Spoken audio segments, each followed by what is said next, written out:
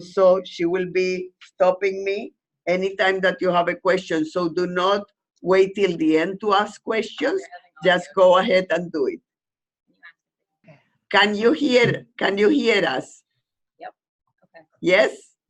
Wonderful. Can you tell people how to ask questions? Yeah. Hi, it's Angela Joyce. We will open up at the end to have a dialogue with Doris. And if you have questions that you think of beforehand, you can type it into the chat box. And then you can use the microphone to unmute your line when we get to your question. Fantastic. And just, I don't know if I can move the camera around, but colleagues can come around.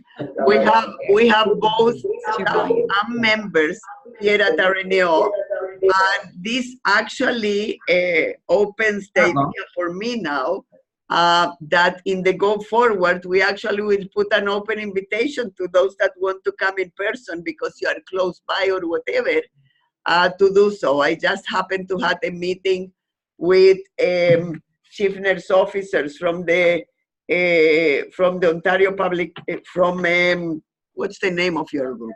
Oh, yeah. The formal name. Ontario Association of Public Health Nurse Leaders. We had a wonderful meeting about the role of public health nursing and their recommendations for the system in the Go Forward. And they were going to log in into the session after, and I said, well, don't log in, just come in. So they're here with us, and if there is time, we will take the time for you to introduce yourself, and maybe you can give a bit of a briefing if we have time. So let me first tell you that I do hope that those of you that are members of RNO have taken a minute or two to read what we already have done in relationship to keeping you informed, because we believe that's critically important. So both, we have done 3 webinars before that they are all posted, and also 2 columns that I wrote. The last 2 columns actually were about the Ontario Health Teams. The first one was before we knew anything formal, but I think we were right on the dot. On the second one, we and we were on the dot also on that, and on the second one is because although things publicly were not well known, RNO is, I would say, respectfully being kept abreast of what's happening. So that's why we can keep you informed, and of course is to utmost importance to RNO that nurses, and by that I mean all nurses, first of all, RNs, RPNs, and Ps, so any member of the nursing profession, as well as all roles. So both nurse executives, nurses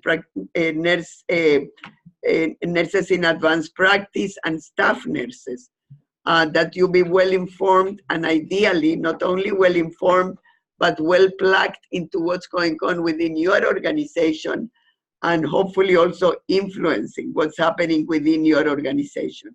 You will also see through the presentation the way that RNO is and will continue to be informed.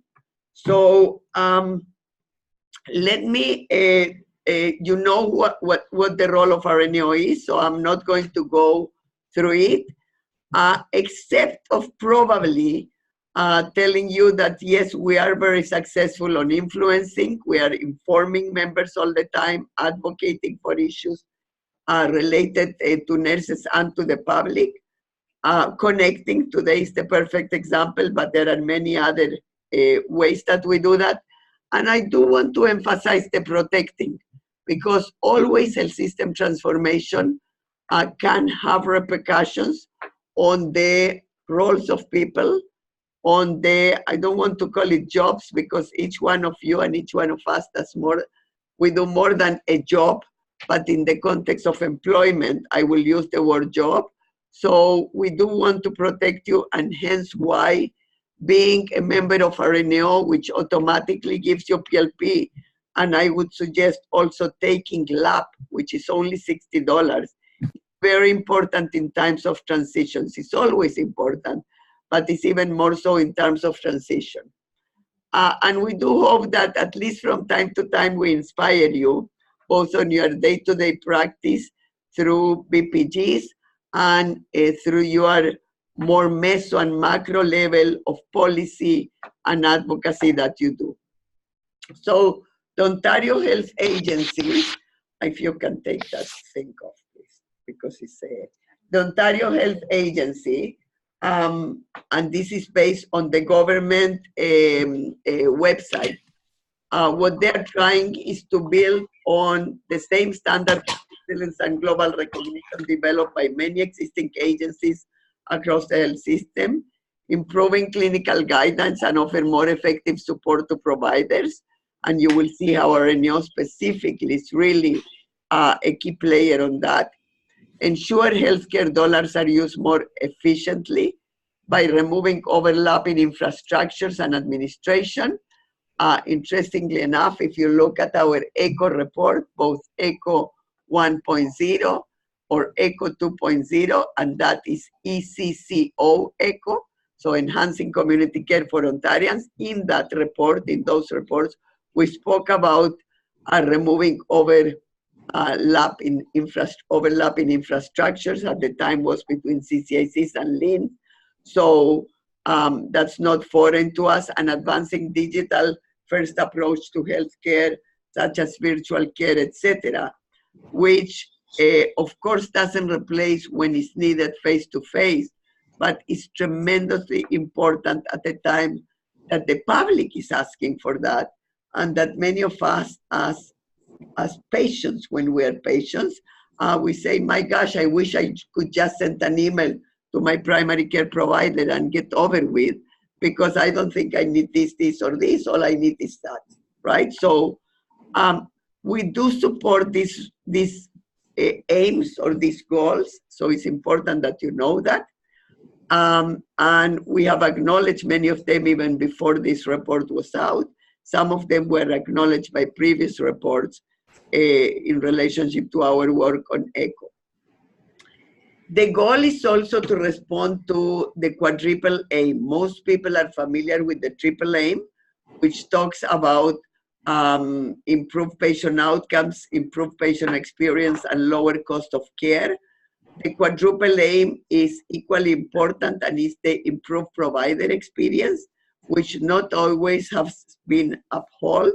And in fact, many colleagues, if not most, in nursing are not, or in healthcare, I shouldn't say only nursing, are not familiar with the quadruple aim. So I would urge you to familiarize yourself. If you Google quadruple aim, you can read about it. It's very interesting and important. And I believe that it adds a very important dimension to all the work that you do in your organizations. Also, when you are related to direct patient care, right? You are looking at improved patient outcomes. You are looking at improved patient experiences. You certainly are, if you are preventing pressure injuries, or you are preventing falls, or you are advancing breastfeeding, or you are preventing violence or restraints, or whatever it is, you are actually lowering cost, right? So you're not lowering cost by cutting staff, but you're lowering cost by preventing complications or advancing healthy approaches, including social determinants of health, that also will be, at the end of the day, lowering cost. The quadruple aim, many times we nursing or other professions talk. We speak about nursing burnout, doctors burnout. We speak about not always feeling satisfied that we can provide the care we want to provide.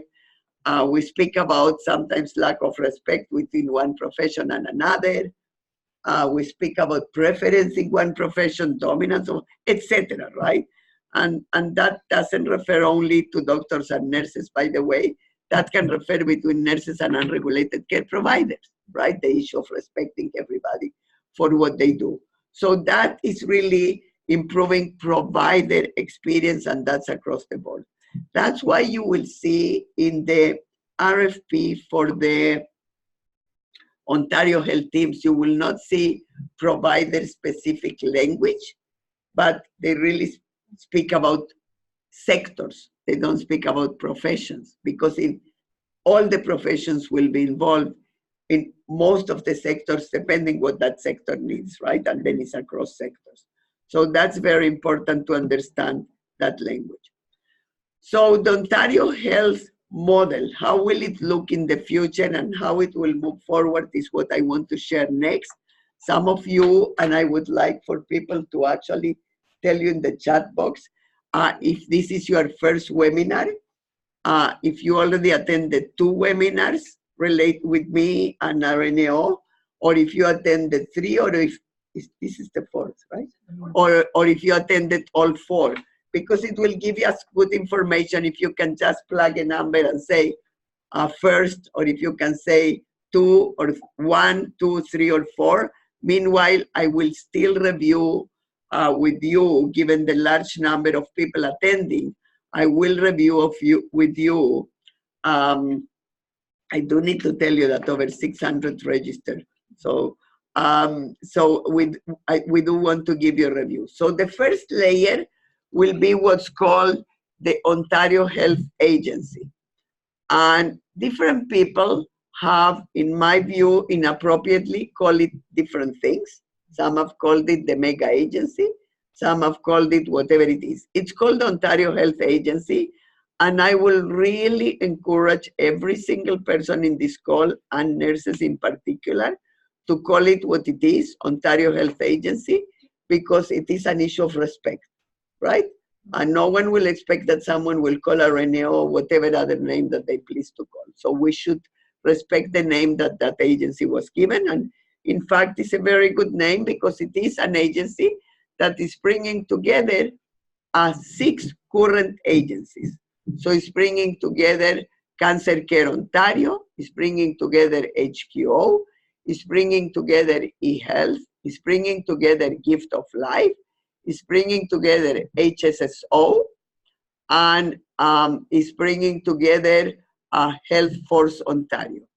And on the side, it also new center has been named, which is separate from this Ontario Health Agency, which is the Mental Health and Addiction Center of Excellence. And that's because the government wanted to set a center of excellence that focuses on mental health and addiction. And hopefully we all will be able to influence that as well. From that Ontario Health Agency, that will merge all these agencies into theirs, but it will not likely do away, so to speak, with any of the specific agencies. That Cancer Care Ontario, I would expect, will remain like that. HQO likely too, eHealth, etc. Those will be, though, under one umbrella instead of having all separate, right, independent entities. And I foresee, at RNAO, we foresee that that provides many, many, many opportunities. One was in the first slide of the government, which is to bring the best practices from each agency. So we all know Cancer Care Ontario does magnificent things about certain aspects, HQ about others, eHealth about others, etc. So first of all, clarify their roles. Probably make their roles much more specific and contained. Some of them have expanded their roles to aspects that perhaps are overlapping with things that government or some of our own agencies are doing. If you talk best practice guidelines, that's one example. And also synchronize where these agencies, what's the end goal? Like, what do we want as Ontarians, right? As taxpayers that actually fund all these agencies. What do we want to see the Ontario Health Agency that is bringing all of them together deliver for the public? So that will be a tremendously important work. The acting CEO of that agency, Susan Fitzpatrick, is a person that was at the ministry for many, many years as ADM. Is a person that went on to become the CEO of the Toronto LHIN, of the Central LHIN, not Toronto, Central LHIN, and is a woman that we have utmost respect at RNAO for and has a fantastic understanding of the health system from many different perspectives. She already created a transition team that will help her to bring these agencies forward.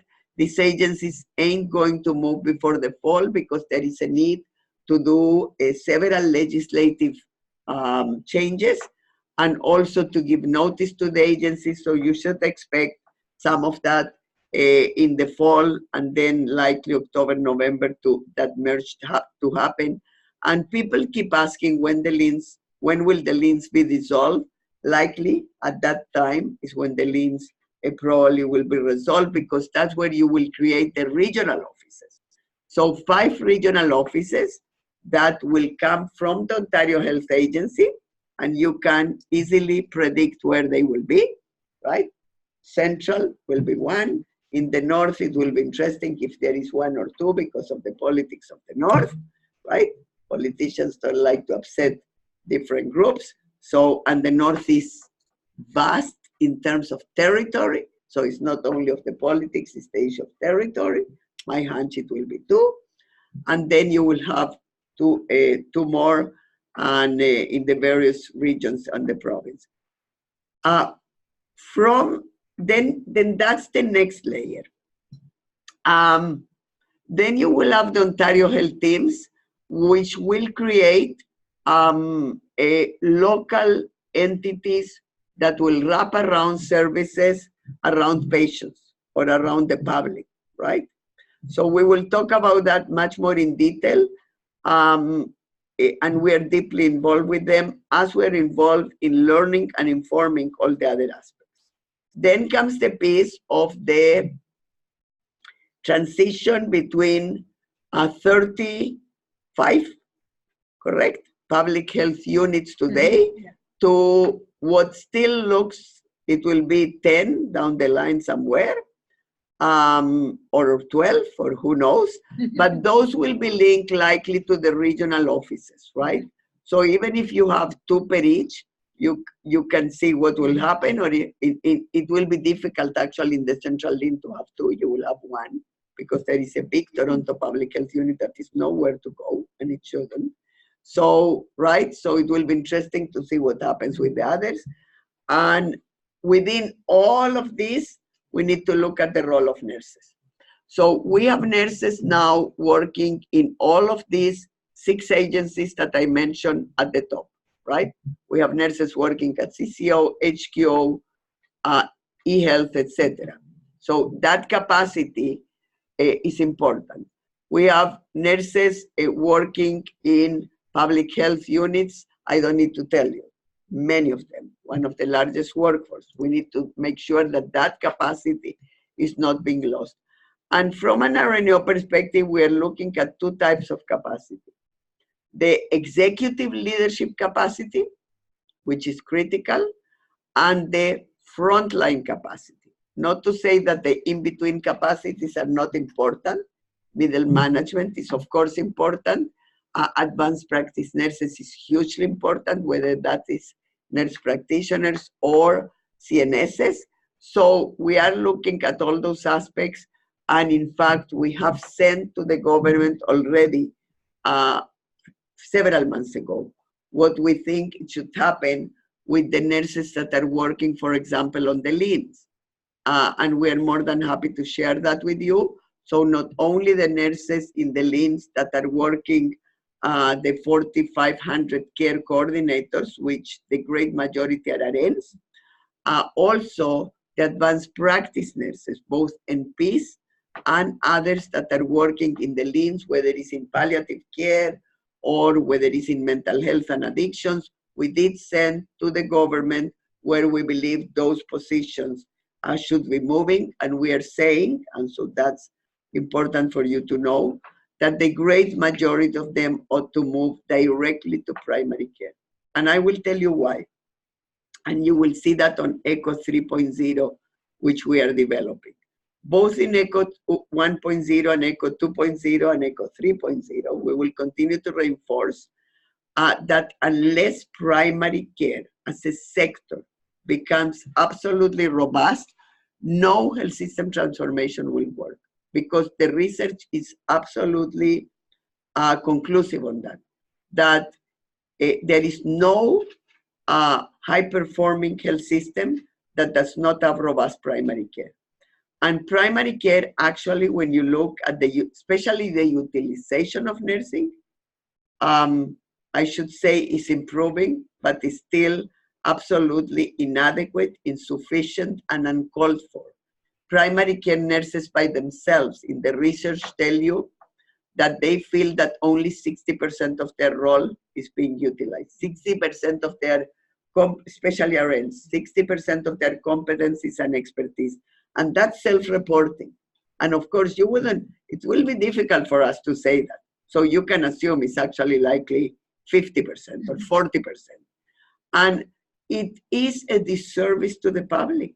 Like, many people cannot get access to primary care because, well, you can only see a doctor in many places. Or in others, you can see only a doctor or an NP. Well, we have already over 4,000 RNs working in primary care, and they're not being fully used. You already have about 2,800 or even 3,000 RPNs. They are not being fully used. You have nurse practitioners. Nurse practitioners are not being used in all the sectors in primary care equally. It depends on the model.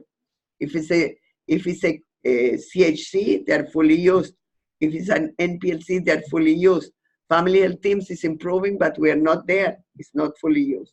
So that's absolutely critical, and we will continue to insist on that.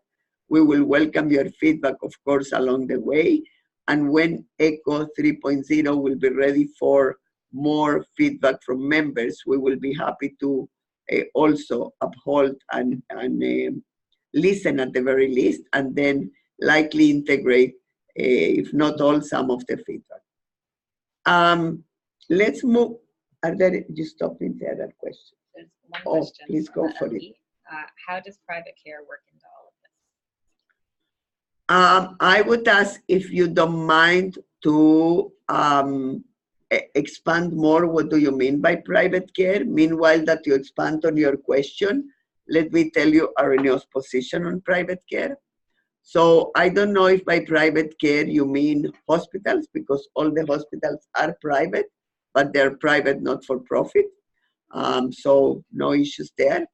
Home care, there is a mix of private for-profit, private not-for-profit like St. Elizabeth, and others. We support from an evidence-based guidelines all the models, because we believe that all patients require good, outstanding care and good outcomes. So we work with Bayshore the same as we work with St. Elise, and quite frankly, both of them are delivering outstanding outcomes for patients. Similarly, in long-term care, we have private and we have public. From an evidence-based practice perspective, of clinical perspective, we support all. Long-term care is a bit more complex in relationship to what's happening in the province, and also in relationship to what the public not-for-profit sector versus the private sector gets from the government. There are also in long-term care on the private for-profit sector disincentives for them currently to join, for example, BPSOs, because if they become better, they make less money. That's a disincentive actually also for not-for-profit. The issue is the for-profit gets less money. Both the for-profit and the not-for-profit, the money is taken away the next budget because their complexity index decreases. The for-profit says, let's work together to push that. The not-for-profit says, I have less money for shareholders. So it's there are dynamics that, you know, from a policy perspective, make you think twice how the system should move. To tell you the truth, that is at the end of the day, the decision of the masters of the day that have been chosen through elections of how much they will move for-profit versus not-for-profit. We, from an evidence-based practice perspective of clinical practice, will support always all of them. From a policy perspective, we will insist that the not-for-profit delivery, and that's by the research, benefits the public in many different ways. Pharmacare is one that we're pushing now for a universal pharmacare system. So you know our position on universal pharmacare. But if I didn't respond to your question properly, please expand on it. I need it. And we will absolutely expand on that more. Do you have anything? There's a few comments. But on that same No, one? I haven't seen one. Okay. You want to go with the comments? Or when you're ready, tell me so we don't use it. What are Ontario health teams? So Ontario, so it relates to Ontario health teams or to other things? Compensation. Okay. Hold it. The question on compensation, we will put it at the end because it relates to everything. How does the 500 nurse initiative from MOH will be affected? The 500 nurse initiative. Are you commenting about primary care or what? Can you expand on that, please? Meanwhile, I will talk about Ontario health teams. I would like the person that asked about private to actually say if you got the answer to your question, not the answer you were expecting necessarily, but the answer to your question. And to the other two people related to 500, etc., if you can expand the question. So the Ontario health teams are actually groups of providers that work in various sectors that are clinically and fiscally accountable for delivering a full and coordinated continuum of care to a defined geographic population. So the Ontario health teams, and this speaks to the influence of RNO and a few other groups, and I would say few in that sense, where at the beginning in the Ontario health teams, primary care was not even there, and where primary care now is absolutely mandatory to Ontario health teams. So the teams that we are working very closely with, and many of them, have a large number of sectors. The one that we're working with, it has all the sectors basically. It has primary care, hospital care, all the sectors. But they can have anywhere between six partners to all the way to 16 partners. So these are large entities. They always have primary care because it's mandatory. They always have hospital care because it's mandatory. They always have home care. And many of them have many, many, many other sectors according to what they gather together to work on this initiative. At maturity, these teams will fully coordinate the continuum of care for their attributed population. So it might be that at the beginning, they will not coordinate the whole care, but most of the care. My analysis is that the 31 that have been asked to submit proposals, full proposals, all of them actually soon, my hunch is a year after they work together, they probably will be already be delivering coordinated care for their assigned population in their geographic region. They will offer 24/7 access to coordination of care and system navigation and work to ensure patients experience seamless transitions throughout the care journey. That is music to RNO's ears because that's where your care coordinators come to play and will play a much, much more robust role than they have played so far. So not to say that care coordinators didn't play a vital role when they were part of the CCACs or when the CCACs merged into the LEANs, but I can tell you with no doubt in my mind, just from knowing the models in Europe and in the UK and other places, that care coordinators will play a substantive role within the new restructured system if they move to primary care. If they stay at the area of the regional Ontario health teams, I'm not so sure we will see any significant change, and it will be a missed opportunity, and we will be screaming once again. Because the reality is just picture. If now we have about 4,000 RNs in primary care already working, not to full scope, but let's say they will be brought to full scope. about 28 or 3,000 RPNs. If they are brought to full scope, you already have 7,000. Plus 10 Ps, which is close to 1,800 or 2,000 in primary care, just picture that.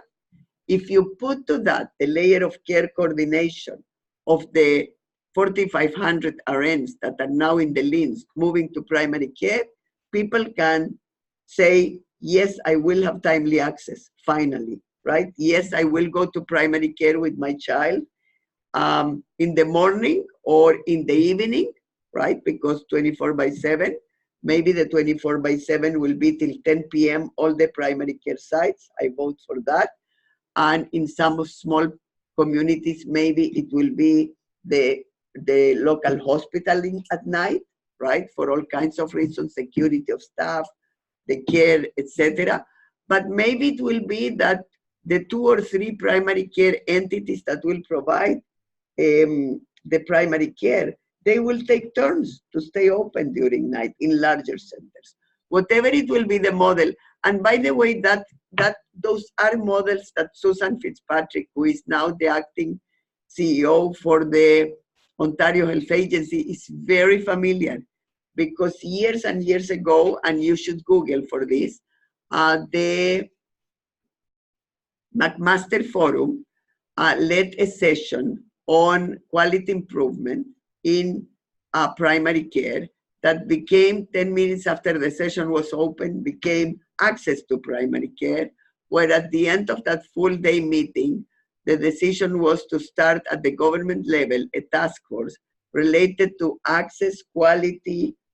There were 5 accountability, 5 topics in primary care, where Adriana Titley, from the community health centers, the head of the association, and myself led the one on access, so I know it vividly, but Susan is the one that actually led that work, so she's very familiar to that work.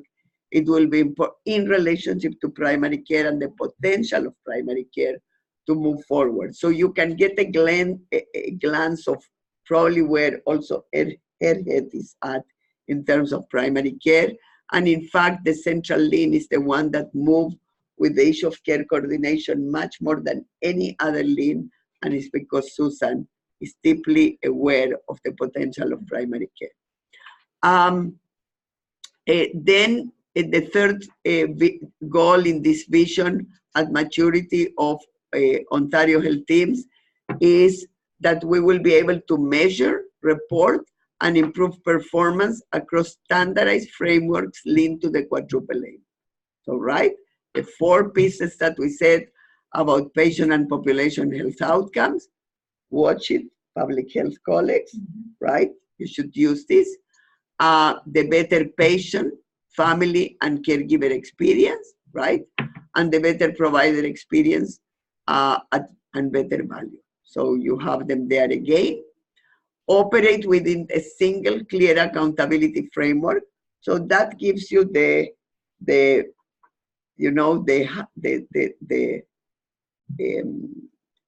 predicting that likely will be at the end one board, not all these boards, not at the beginning, but one board for all these Ontario Health Teams, for that entity, not for all the health teams, but for each entity.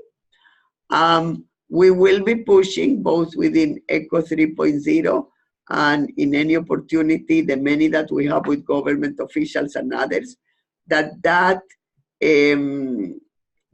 integrated governance include people from the public, and that include it in a genuine way that is authentic to what that population is, not the way today is. For example, if you go to almost any of the hospital boards, almost any, not all, but almost any, who is in their boards is many times the who and who. And it's nice to have the who and who, but we need to have the not know who is who also, right? Because when we are talking about social determinants as a need to improve population health outcomes, you cannot only have people that never have lived that experience. You need people with lived experience, etc., etc. So we will be pushing for a balance of perspectives at that governance level. that be funded to an integrated funding envelope. So you can again predict that at maturity there will be one funding envelope that will allocate, right, where the money goes within these sectors. Those that will work better will be the ones that will drive that agenda together. So it will not be a hospital driving for everybody, and or it will not be only primary care driving for everybody, but really the collective of the leadership of the Ontario health teams based on what they see the population needing.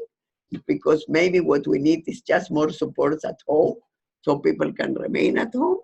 And maybe it's not support about having more nursing hours, it's maybe going to the grocery store. Maybe it is about more supports for primary care so people get more, you know, first access to primary care. Maybe is different type of programs in public health that will be upstream and will prevent people to go to primary care in the first step. So I think groups, I'm very encouraged by the groups I see and by the conversations we have had and by the ones we are involved, that really people are having the best goals in mind, the most really quite person-centered, which I'm not sure we have seen before. So when people say, why we need all this kerfuffle to create person-centered care, well, guys, it hasn't happened before as much as we have talked, you know. It has happened better than maybe previously, but not really in any substantive way. So sometimes we need the push, right, for these things to happen. And then this is very important for you. The sixth goal is to reinvest into frontline care. This is critical. So it says basically that any money that will be saved by Ontario health teams because of better care, better access, better outcomes, will be reinvested in Ontario health teams. And again, this was music to our ears when we read it. We were very fortunate to be called to a meeting before the RFP was out. And I need to tell you that I was absolutely impressed. I was absolutely impressed, and so far I continue to be impressed, and so is our team. Not to say that we don't need to push for certain things, public health being one of them, but all in all, very impressive. We are using this reinvest into frontline care to make the same demand, not request, but demand within the issue of long-term care. Because I told you somewhere during this presentation that right now, if long-term care homes improve their care because they bring our guidelines and they have less falls, less injury after a fall, less outburst behaviors, less pressure injuries, less incontinence, in fact, right? Then the next year, they see funding cuts because their complexity, CMI decreases, complexity index decreases. Well, we are using the same thing. We want any savings in long-term care that are related to good practice and good outcomes to be reinvested in frontline care. So, and the last one is improve access to secure digital tools, including online health records and virtual care options. I would encourage you, and we can send the background there, please, Heather, of the personal health record that we have, because we have been saying this for a long time. So we will be pushing for that as well. 4 steps to becoming an Ontario health team. Self-assessment, readiness, it already happened. Validating provider readiness, that's where we are now. And basically this has to do with the process to put the full application. And there are groups that are in development, groups that are in discovery. The groups in development are 31 of them. The groups in discovery is another list. That list is now public. I'm not sure it is in the Ontario Health Team website, but if it's not, send us a note. We can actually send it. That's in the slide, so it is. And then how to become a Ontario Health Team candidate and then designate. So this is where we are in the assessment process, and the full application is here is the timelines. So 154 sent their application. In fact, it was more than that, but really some were solo players, so they didn't read the instructions very well. But 150 that actually met the Ontario Health Team criteria and those were by the deadline of May 15. 31 that were invited to submit a full application, and 43 that are in development. The review process will include site visits, and the timelines are as follows. The call for self-assessments came on April 3rd. We did, by the way, inform all of our members through the In the Loop and other means. The deadline to submit self-assessments was May 15th. Not only we involved our members, we actually did a webinar before that. We provided letters of support to those that are BPSOs. We gave letters of support. And then July 17 was the list of, was the announcement, and we both tweeted and wrote and put in the loop that. And October 9 is the full application. And not only we're supporting a few teams, we're actually partnering directly. And you will hear more about that towards the third week of August. But we are actually signing site agreements with Ontario Health Team BPSOs. So if any of you are part of an Ontario Health Team and you have within that community partners that are already BPSOs that think that can strengthen your application, or even better, like the one that started the partnership with us, which they started the partnership in April. They said whether we move forward or not, we want to continue. These 12 organizations, we want to continue to work together on Ontario Health Team BPSO, whether we move forward or not, because this is important. And what we are doing with them is they need to integrate 3 guidelines. One is mandatory, and that is transitions of care, and then 2 clinical guidelines. The 2 that the current Ontario team that is signing the agreement now as we speak is integrating is pressure injury prevention and falls prevention. And in fact, they decided our requirement is 3, with 1 being mandatory transitions of care, but they decided they want a 4th guideline, and that 4th guideline is person and family-centered care, so kudos for them.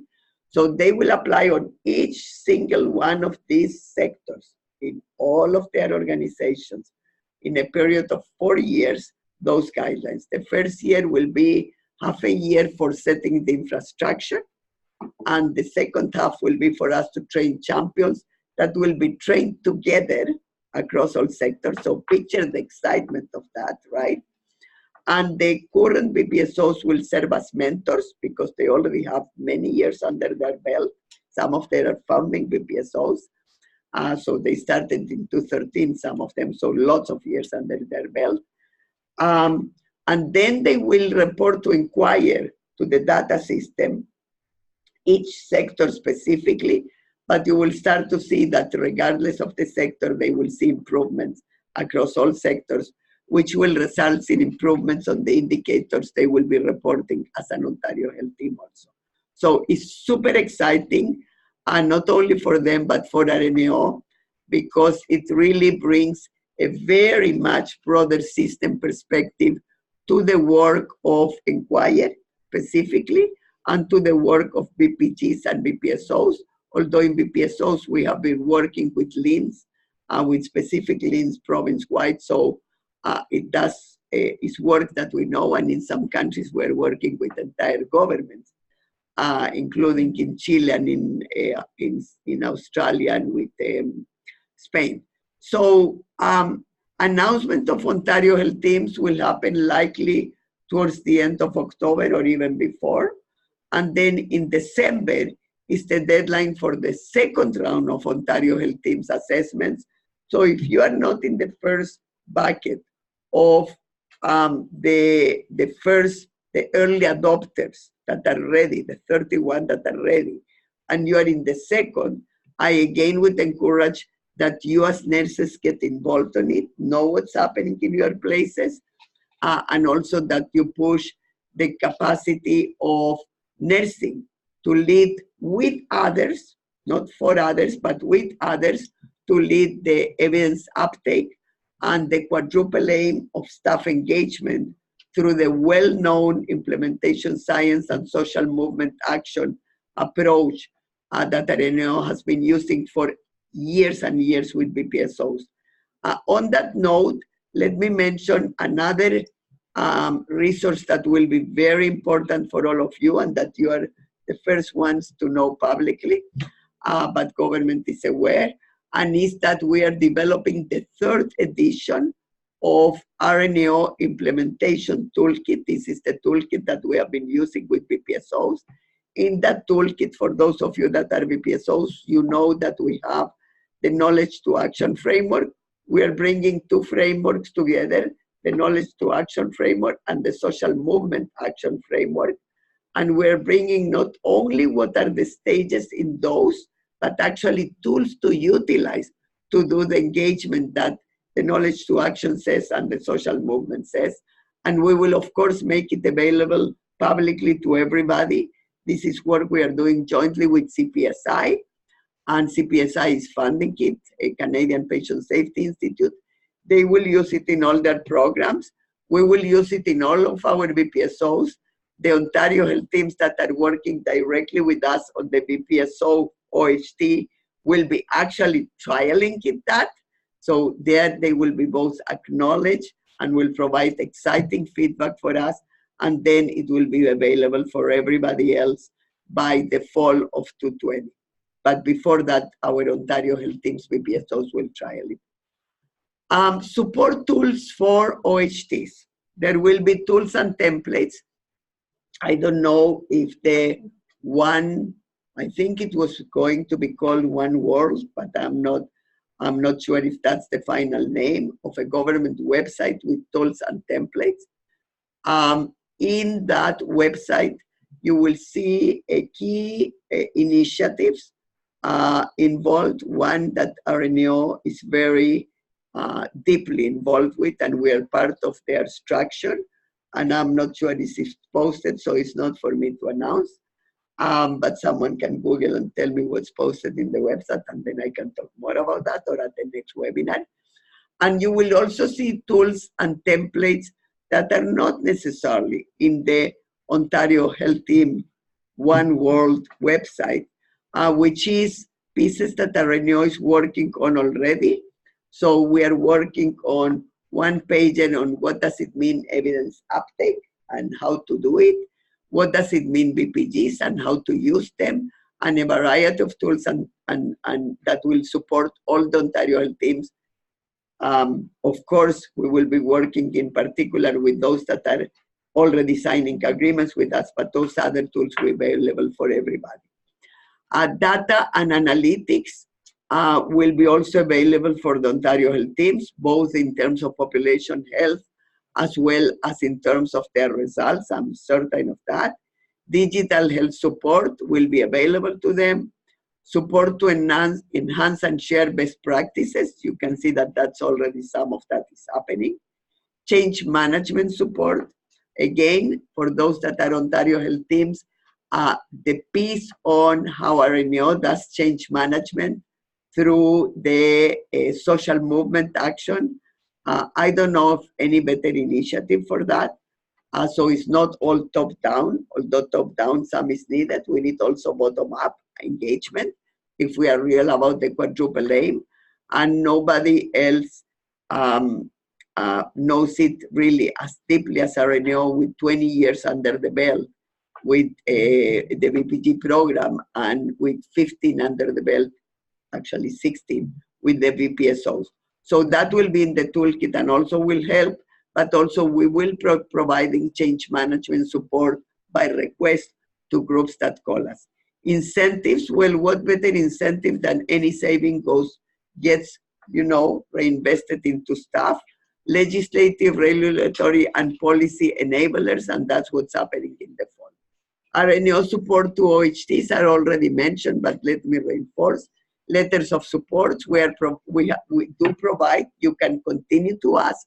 If you are in a second round BPSOs or even on the first, if you are one of those 31s that have not yet asked letters of support and you are a BPSO, then please connect with us. We will provide you with a letter of support because we can vouch for your work.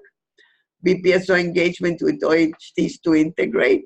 BPG, BPSO into work of OHTs. We told you about the possibility of the agreement. We're only going to sign in the first 2 years for only 3. We already have 1 signed, 1 under development to sign, and 1 that is up for grabs. So to tell you that we are not going to take 15 or 31 right away unless the government is willing to support us more. For the 3 that we are taking, we are not asking any additional support. But if others want, let us know and we will certainly consider at the very least or see what we can do. Fact sheets on evidence-based practice, I mentioned to you that we already have many and developing them. So here are the ones moving to full application. And if you want to know more about them, you can certainly send us a note.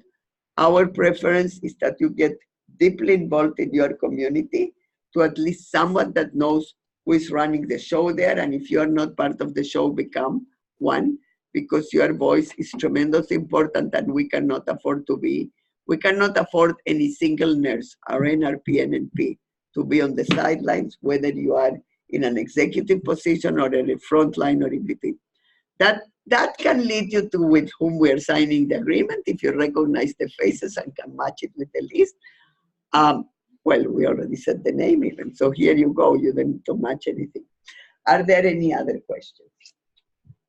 There's a couple that have come in. So what checks or accountability will be in place to ensure that OHTs are functioning as they should be? So I think this is a fantastic question. I think the most proper one is on the evaluation piece. You saw patient experience, right? That's critical. Patients will speak for themselves. And trust me, the media will be asking, as always they do.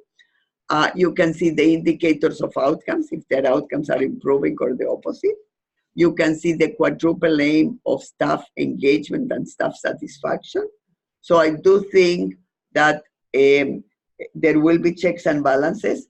The interesting piece will be that we will be pushing for check and balances that are across the board for all the OHTs. Yes, you can adjust to population, income, or socioeconomics, or complexity, or whatever that you can adjust, but the outcomes, whether it's improvement in outcomes, whether it's staff satisfaction, whether it's patient or public satisfaction, those ought to be across the board. It doesn't matter what's your outcome, to be across the board. But some of the health outcomes may really need to be adjusted, and that's when OHTs hopefully will realize that the issue is not hospital access or maybe not even primary care access, that the issue is they don't have an income, or they don't have a token to get to the next appointment, etc., or they don't have teeth to find work, etc., etc., etc. Next question. How can smaller organizations approach those teams that are in development to explore membership in their team? Brilliant question. Send us a note and maybe we can facilitate some of that. Again, look at those teams and also don't be afraid of knocking at the door and say, we would like to see how we can support your work. Remember, they have been meeting for quite some time. We have been saying to nurses also for quite some time, okay, before the call was out, get involved, get involved, get involved. We are keenly aware and sadly aware that Even chief nurse executives and chief nurse officers in some organizations were not made aware or were not engaged or were not enabled to be engaged or were not invited to the table. That's not to say that once we are making you now aware, you don't go and knock, right? Even if you are sector, and I'm speaking now specifically to public health, and I said that to the CNOs when I went to your meeting a couple of months ago. Even if your sector right now is not integrated, because it's not within the Ontario Health Teams, I believe chief nurse officers should go and knock the door and speak with the other chief nurse executives in those Ontario Health Teams and say, let's work together because we have a lot to contribute and help you. Don't wait. It's like when you are looking for a partner, you know, don't wait until they knock your door. Go and knock doors. Get out there, right? I say the same. I say the same. If you want new friends, not just partners, right? Go and find new friends. Don't wait for people to come to you. So if we need to give you the push, we will be happy. If we need to give you the support, we will be happy. But it needs to be positive. I am going to put that condition. We cannot afford in nursing the whining, and I say it in a nice way, or the complaining, or going to the media to say we were left out. The train is gone. We need to be part of wanting to be involved and wanting to make this a success. For those of you that are RNO members, I urge you to read my last column. For those that are not, I urge you to become a member, simply because you will be kept informed, not only through the webinar, in the loop, columns, etc. But I do say there that the success of the Ontario Health Teams, I'm not speaking about the health agency, because quite frankly, the Ontario Health Agency, who knows if in 10, 15, 20 years, they will not decide again to separate. These initiatives that are broader tend to go on and off and on and off, and you saw that through the regional authorities in Alberta and other places. So I'm not commenting on that. I am commenting we're supportive of that, and hopefully it will function. If someday they don't function, you will hear us. But Ontario Health Teams is different. Ontario Health Teams depends on us, nobody else. Ontario Health Teams depends on a good RFP from government. They did a good RFP, on a good selection of teams. They appears to be they did, and they are intersectoral, they are interprofessional. It depends on appropriate funding. Hopefully they will. It also depends on not taking away their funding, which they are committed to not taking away, and that's critical. And it depends on all of us to make it work. It depends on all of us, both as taxpayers, as leaders in the system. It doesn't matter if you're a staff nurse, advanced practice, whatever is your role, you are a leader. You are a leader in clinical practice if you are a frontline staff nurse, whether you are in primary care, hospital care, street care, or long-term care, or whatever care, right? You are an executive leader, whether you are in home care, public health, it doesn't matter. We got to make it work because it's for our communities, our families, you know, our kids, grandkids, neighbors, friends, people in the street, they're all part of our communities. So let's make it work. And I believe together we can, and I believe that government has everything to gain from a very engaged nursing community, everything to gain. And I cannot say that we have had any pushback on wanting to be involved, quite the opposite. So let's get all engaged. Any other questions before we depart? There's a number of them, so we'll have to. Let me ask people. Yep. I know I have another thing, but they will wait. Especially that is in another country. My country first, my people first. So, Megan, you can tell to the people in Uruguay. It's a BPSO. Actually, if you don't mind, you and Heather can start the presentation. Oh, no, it's in Spanish. No, you cannot. Excuse me. Tell them that I will be 10 minutes delay. I want to try to answer a few questions, okay? And if Yvette is there, she can start. She can totally start with the PowerPoint. Uruguay wants to be a VP, former VP of SO from their government perspective, but they will need to wait a bit. What are their questions? Okay, I'm a public health nurse. Who will the 10 public health entities report to? My hunch is that Ontario public health entities will be part of the regional health agencies. Not my hunch, I'm pretty sure of that. So likely they will be reported, but my hunch is that they will have dual reporting. One leg operational, or at least that's what I believe should happen. One leg operational is to the regional agency. The other is actually to David Williams and all the machinery at government. Because if there are major issues, you need provincial coordination. So there needs to be a link between all those dots, right? And also the Minister of Health, right? And also the health agency as a whole, right? Yeah. What are the leverage points we can use to insist RNs participate in primary care leadership during this transformation?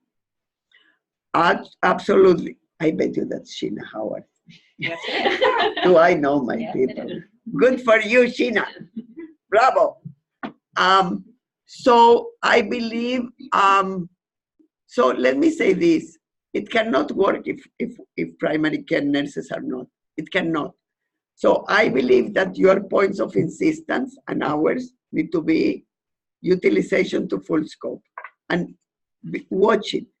The word being used is at scope. I'm not saying at scope. I'm saying at expanded scope. That's where the issue of RM prescribing comes in. It's critical in public health, it's critical in primary care, it's critical in home care, hospital care, and no, it's not only in rural underserved communities, it's downtown Toronto in the middle of the night, a nurse needing to call a doctor and an end for a Tylenol that the patient can take alone at home, serious. And in long-term care, needless to say, that is critical. So, so expanded scope, RN prescribing, right? A leadership from a management perspective in primary care, absolutely yes. Leadership from an executive perspective. In fact, many of the community health center executive directors are RNs. So it's happening already. So I hope that that responds. And I think you need to be very succinct. And I know you and I are talking on Sunday, I believe, on 2, 3, 4 points rather than a big thing, right? Because in primary care, I think it's very critical, the issue of scope, the issue of RN prescribing, and the issue of the capacity of RN specifically, and in some instances RPNs, and NPs for sure also, to take executive positions. Next question is from Jeff. Do we have an idea of what the job of care coordination will look like in OHTs? Will it include hands-on clinical assessments? Will it be consistent across the province? And will it include 24/7 availability? So let me start with the easy question, which is, will it be the same across the province? You bet it will, because we will push for that and will not be quiet until it happens. It cannot change. If you live in a rural community, you get better coordination than if you live in, or worse coordination that you live in somewhere else. So that's number one. Will it have hands-on care? I think that it should be limited, not because I don't believe on the importance of it. My heart is always with clinicians, but because you will not have time to do anything else if not, right? We already have 4,000 RNs or more working in primary care that are not even at scope, let alone at expanded scope. They get the primary dips, in my view, in terms of working to their full capacity satisfaction and to the advantage of patients. We need you to do care coordination of Doris didn't come for 3 years. How come Doris gets a call for her car that has not broke? No, really, we get a call for the car, we don't get a call for us, right? Miss Jones gets lost in the system because she doesn't have family and has a bit of Alzheimer's, and yet they're sending her to do a CAT scan and I don't know where, right? So the issue of system navigation. If we do the role well, and then if you layer to that, which we should, the issue that should be also more upstream, not only the, so Doris doesn't have tokens to go to whatever visit, or Doris doesn't have money to buy the type of diet that Nurse Heather is telling her. Like, so how do we get those social services for Doris, right? So you will have a handful, and in fact, we are asking many care coordinators. So I will be interested from you guys in primary care, and that will be a good piece of work for the care coordinators and for the primary care teams, Sheena also, of what should be a panel of a care coordinator. A panel means how many patients, because that's a conversation we are having, and there is no good research about that. Is it like a nurse practitioner, their panel is 700, sorry, oh my gosh, they will kill me now. All the nurse practitioners will be writing, are you out of your mind?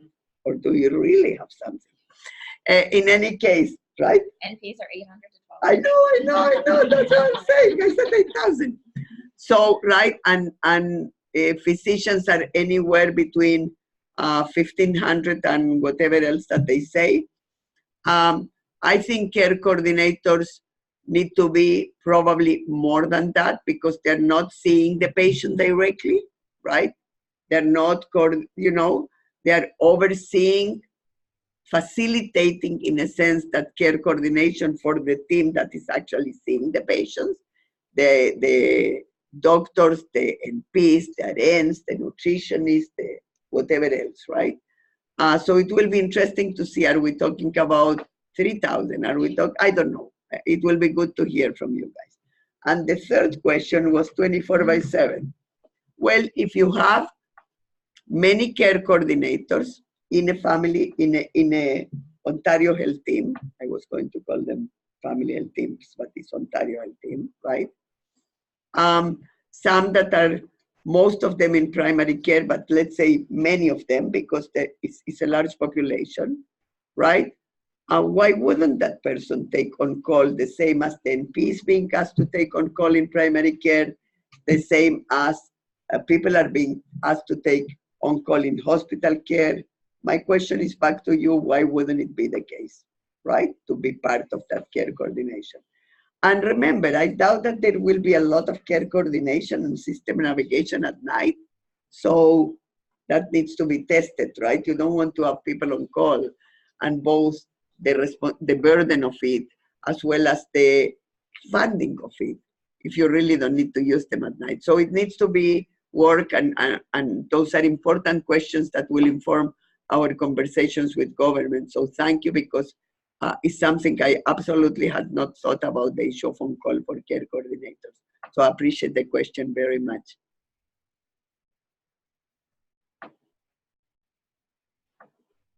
How are populations being described in addition to geographical in OHT submitting applications? And be ready for the next one. Yep. So it's being, at this point, there is a mix of OHTs, some that are geographical, some that are a mix of geographical and specialty. For example, for children, CHIO and others in the Ottawa area. I think down the line, geographical will mean geographical, a specific geography for the 24/7, all services that people need in that community. That's where government says at maturity. That's my interpretation. Next question. Currently, primary care nurses working in the community are paid significantly less than their counterparts in other sectors. With more nurses in primary care under this model and possible expansions in scope of practice, how will it affect compensation? So that is absolutely something we have been, as you know, advocating both for RNs and for nurse practitioners. We will continue to do so. As I have said before, I think as your role is being used to full and expanded scope, compensation, no doubt, will need to be seen, be looked at.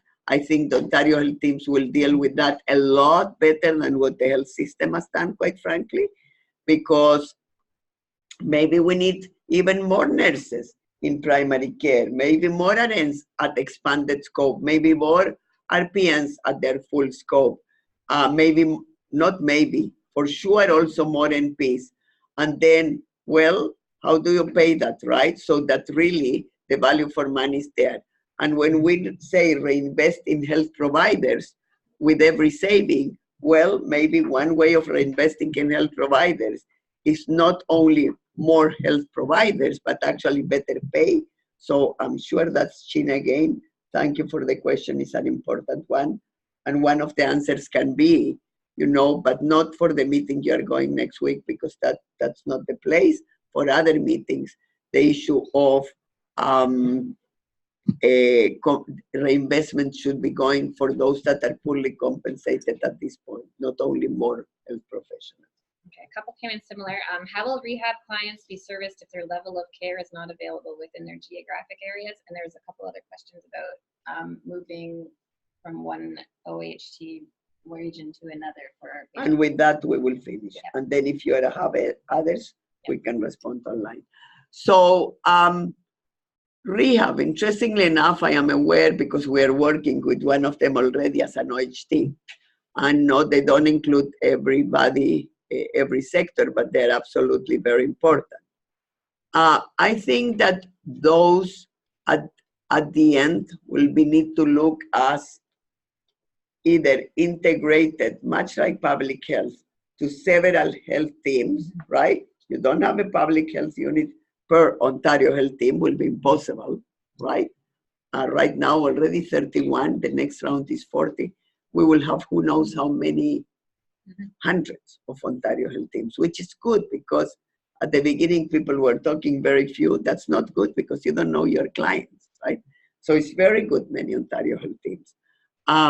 So I think at the end, they will end up being linked to several Ontario health teams. So don't give up on that. My background is rehab, as many of you know, is a critical important service. Same as palliative care is a critical important service and others. Very, very good. So this will be posted. Yeah. This will be posted on the website probably sometime next week. You will be free to access that. The others are posted too. The others are posted too. If you don't mind, Andrea, if we can send an email Monday with a brief, not summary, but with all the links that we have committed, including to the previous webinars, to the next date of the next webinar, to the in the loops that have had this, to my 2 columns that have this, and then we will let you know on that email when is the next session too. So watch for it on Monday or Tuesday. Let's say Tuesday, so you will have all the materials all in one email, okay, or in one communication. Thank you very much and have a terrific weekend. Before you go, if you don't mind, rate on a scale from 0 to 1, 0 being not helpful at all, 10 being very helpful. Send your rate, your score to Angela. It doesn't matter who puts what, we just want to gauge the pulse. And then send the second score. Yes, we want, we are doing them every month. We want monthly webinars to continue. Yes or no, that you can do a yes or no. And just to gauge a sense, and from now on, all of them we will do with the entire membership, and also non-members are welcome to come, and people from other professions. You can tell your colleagues, because many of the other professions don't have this opportunity because of the size of their organizations. So we welcome anyone, please, okay? Thank you very much, and thank you to the many hundreds of you that joined today. Take care. Bye-bye.